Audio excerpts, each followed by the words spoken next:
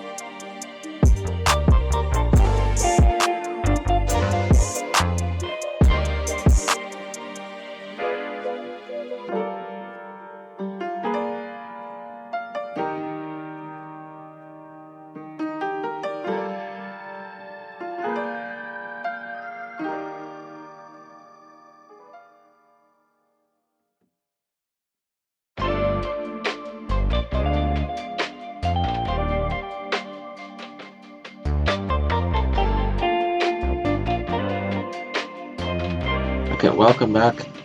Hope you guys enjoyed that speed art. I know I had a lot of fun making it, although it did take a little bit of time. I think it was maybe around 2 hours, 2.5 hours it took to make this. But now we get into my favorite part of the video, that is comparing and contrasting with the two other Marvel posters, which will be, again, displayed on the screen right now. And so, starting with the second one, actually starting with both of them, which is this one, I wanted to take a lot of aspects from it because there was a few things about it that I liked, like the idea of tentacles and kind of like the cloud theme in the background, I guess you could say. But I did take a few things from, like, I took Spider-Man being in the center, I took the tentacles, I took Green Goblin, the lightning. Most of them were different images that I used, except for the tentacles. I had to cut this out because I couldn't find anything on the web. That was pretty difficult reversing the motion blur, actually. But I wanted to kind of combine the two concepts of the two posters and sort of mesh them into my own, I guess. But the second poster, starting with the issues, is the lighting. Like, look here. So you can see up in this left corner that is a very dark area, like there's no source of light, and the main source is this lightning bolt. But Spider-Man is predominantly lit from this side where there's just nothing coming from there.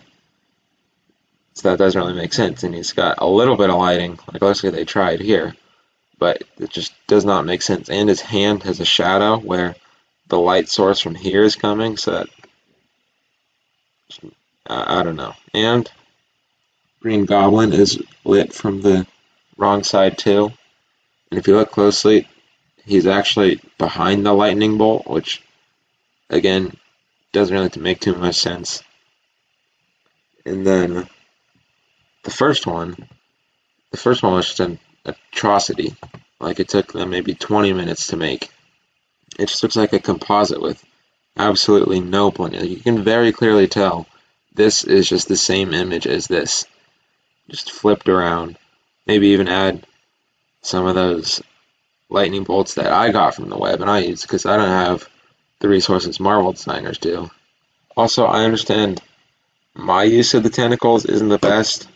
I have the best execution with like the whole wrapping it around him, because that was kind of hard to do.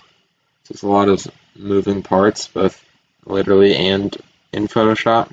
And I had to reference the other poster because I cannot, as I said earlier, I could not find anything on the web that wasn't either drawn or just like a 3D render. But basically, this was the only real image of the tentacles I could find, so that's what I had to work with. But here, it just looks like it took the random shots of tentacles and just placed them wherever they wanted. But anyway, another thing on the second poster, which I'll bring up right now, is the sand. It looks out of place. Like you can see Spider-Man here in the foreground, standing on the rubble with tentacles coming at him, and the sand's just in the background, like having no contribution to the poster, the concept of the poster, maybe even like the storyline, whatever's going on in here. But I still wanted to translate that a little bit, which is why this is kind of like a sandy color.